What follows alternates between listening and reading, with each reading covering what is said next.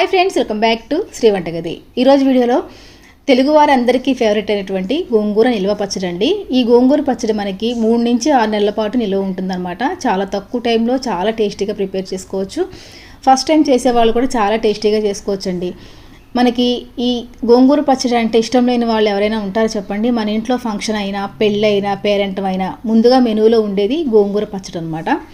చాలా టేస్టీగా ఉంటుంది కదా. ఈ గోంగూర పచ్చడిని పక్కా కొలతలతోటి ఇలా ప్రిపేర్ చేసుకుంటే కనుక మీకు చాలా టేస్టీగా ఉంటుంది. నేను చెప్పే పద్ధతిలో చేస్తే కనుక ఫస్ట్ టైం చేసేవాళ్ళు కూడా ఈజీగా చేసేయచ్చండి.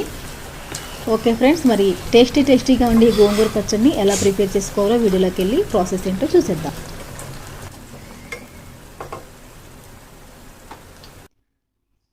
పచ్చడి ప్రిపేర్ చేసుకోవడానికి ముందుగా స్టవ్ వెలిగించి ఒక బాండి పెట్టుకుని దాంట్లోకి 1 టేబుల్ స్పూన్ వరకు ఆయిల్ వేసుకుని వేడి చేసుకోవాలి. ఆయిల్ వేడైన తర్వాత ఒక 50 గ్రామ్స్ వరకు ఎండుమిరపకాయలు వేసుకుని చక్కగా లో ఫ్లేమ్లో ఫ్రై చేసుకోండి. ఎండుమిరపకాయలు మాడకూడదండి. ఎండుమిరపకాయలు కనుక మాడిపోతే మనకి పచ్చడి అనేది చేదొస్తుంది అనమాట. చేదు రాకుండా చక్కగా మీడియం ఫ్లేమ్లో పెట్టుకొని ఫ్రై చేసుకోవాలి. నేను ఒక 3 కట్టలు గోంగూర వరకు తీసుకున్నానండి. అందుకని 50 గ్రాముల వరకు ఎండుమిరపకాయలు వేసాను. గోంగూర పుల్లగా ఉంటుంది కాబట్టి మనకి కారం అనేది ఎక్కువే పడుతుంది అనమాట. చూసారు కదా, ఎండుమిరపకాయలు చక్కగా ఫ్రై అయిపోయాయి. వీటిని ఒక ప్లేట్లోకి తీసేసుకోవాలి.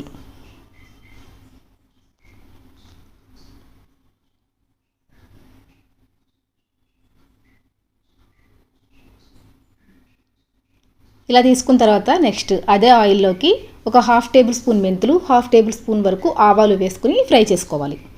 తర్వాత దీంట్లోకి ఒక 2 పెద్ద టేబుల్ స్పూన్ల ధనియాలు, 1 టేబుల్ స్పూన్ వరకు జీలకర్ర వేసుకొని ఫ్రై చేసుకోవాలి.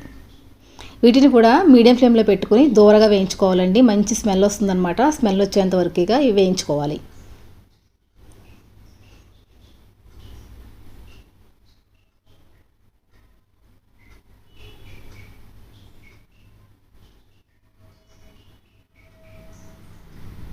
మనకి గోంగూర పచ్చడిలో ధనియాలు వేయడం వల్ల పచ్చడి అనేది మంచి టేస్టీగా ఉంటుందండి. చూసారు కదా, ఇప్పుడు వీటిని కూడా మనం ఫ్రై అయిపోయాయి కాబట్టి పక్కకు తీసేసుకుందాము.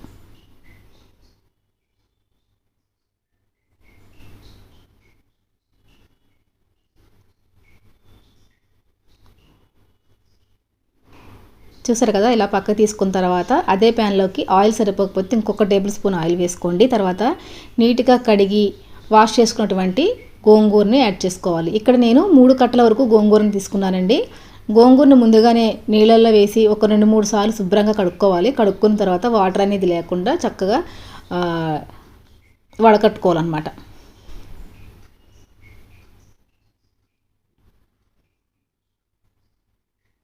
ఓకే ఫ్రెండ్స్, ఇలాగా గోంగూర అంతా వేసేసిన తర్వాత స్టవ్ని మీడియం ఫ్లేమ్లో పెట్టేసి ఒక్కసారి మూత పెడితే కనుక మనకి ఆవిరికి ఈ గోంగూర అనేది మగ్గిపోతుందండి. చూసారు కదా, ఒక 5 నిమిషాల పాటు ఇలా మూత పెట్టేసుకోవాలి. తర్వాత చూస్తే కనుక మనకి అడుగునున్న గోంగూర అంతా మగ్గిపోయింది కాబట్టి ఇప్పుడు దీన్ని తిప్పుకోవాలి. ఉల్టా పల్టా తిప్పుకోవాలండి.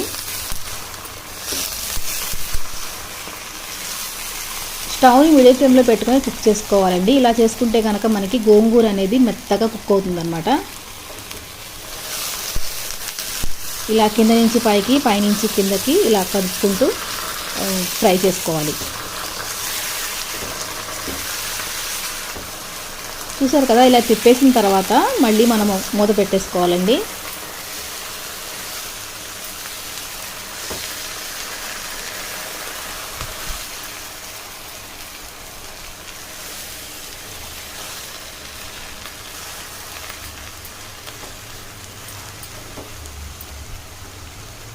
ఓకే ఫ్రెండ్స్, మళ్ళీ మూత పెట్టేసుకుని దీన్ని మగ్గించుకుందాము. ఈ లోపుగా మనం ఎండుమిరపకాయలు చల్లారిపోయి ఉంటాయి, వాటిని గ్రైండ్ చేసుకోవాలి.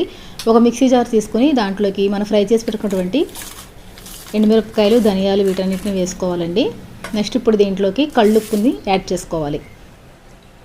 తర్వాత ఇలాగా మెత్తగా పౌడర్ లాగా ప్రిపేర్ చేసుకోవాలి. చూసారు కదా, ఇలాగా వీడియోలో చూపించిన విధంగా చక్కగా మిక్సీ పట్టుకొని పక్కన పెట్టేసుకోవాలి. తర్వాత చూస్తే కనుక మనకి గోంగూర అనేది చక్కగా మగ్గిపోయింది. ఈ గోంగూరని మిక్సీ పట్టే అవసరం లేదండి, ఎందుకంటే మనం దీన్ని సిమ్లో పెట్టి మగ్గించుకున్నాం కాబట్టి ఇది మనకి మెత్తగా కుక్ అయిపోతుంది అనమాట. ఒకవేళ మీకు ఇంకా ఆకులాకులుగా అనిపిస్తుంది అంటే కనుక ఇందులో నుంచి సగం గోంగూరని తీసుకుని చల్లారిన తర్వాత మిక్సీ పట్టుకోండి. మొత్తం మిక్సీ పడితే కనుక మెత్తగా పేస్ట్ అయిపోతుంది. పచ్చడి అనేది అప్పుడు బాగోదన్నమాట.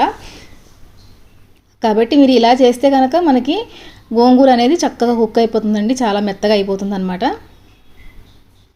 చూసారు కదా, గోంగూర అంతా మెత్తబడిపోయింది.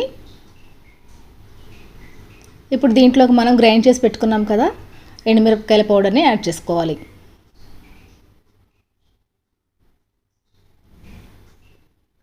ఎండుమిరపకాయల పౌడర్ మొత్తం యాడ్ చేసిన తర్వాత ఒకసారి బాగా కలుపుకోండి.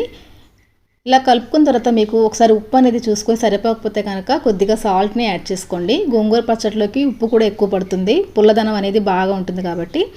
ఇది ఇలా కుక్ ఉంటుందండి. మనం దీన్ని సపరేట్గా వేరే స్టవ్ మీద పోపు చేసుకుందాము. ఇలాగా ఆయిల్ వేసుకోవాలి. ఒక 100 గ్రామ్స్ వరకు ఆయిల్ వేసుకోండి. ఆయిల్ వేడైన తర్వాత దీంట్లోకి దంచుకున్నటువంటి వెల్లుల్లిపాయ రెబ్బలు ఉంటాయి కదా, వాటిని యాడ్ చేసుకోవాలి.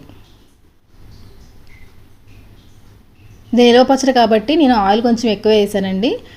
మామూలుగా నిల్వ ఉండే పని కాకపోతే ఆయిల్ కొంచెం తగ్గించి వేసుకోండి. తర్వాత దీంట్లో కొద్దిగా ఎండుమిరపకాయలు, ఒక గుప్పెడంత కరివేపాకును కూడా వేసుకుని ఇవి కూడా దోరగా ఫ్రై చేసుకోవాలి.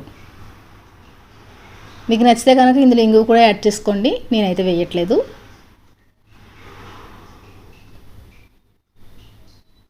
ఓకే ఫ్రెండ్స్, చూసారు కదా పోపు అనేది మనకి చక్కగా ఫ్రై అయిపోయింది అనమాట.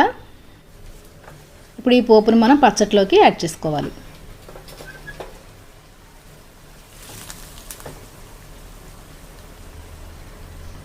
పోపు యాడ్ చేసిన తర్వాత 1 నుంచి 2 నిమిషాల పాటు మీడియం ఫ్లేమ్లో పెట్టుకుని ఇలా బాగా కలుపుకోవాలండి. కలుపుకున్న తర్వాత స్టవ్ని ఆపేసుకోవటమే. చూసారు కదా, మనకి టేస్టీ గోంగూర పచ్చడి అనేది రెడీ అయిపోయింది. ఈ పచ్చడి మనకి చక్కగా ఒక గాజు సీసాలా కనుక స్టోర్ చేసుకుంటే 3 నుంచి 6 నెలల వరకు నిల్వ ఉంటుందండి. చాలా టేస్టీగా ఉంటుందన్నమాట. మనకి లంచ్ బాక్సుల్లోకి ఎక్కడికైనా ఊరి ప్రయాణాల్లో వెళ్ళినప్పుడు క్యారీ చేయడానికి అయితే చాలా బాగుంటుంది. ఓకే ఫ్రెండ్స్, చూసారు కదా ఎంతో టేస్టీగా ఉండే గుమ్మగుమ్మలాడే గోంగూర పచ్చడి రెడీ అయిపోయింది. మీరు రెసిపీని తప్పకుండా ట్రై చేసి ఎలా వచ్చిందో నాకు కామెంట్ సెక్షన్లో తెలియజేయండి. Thank you friends, thank you for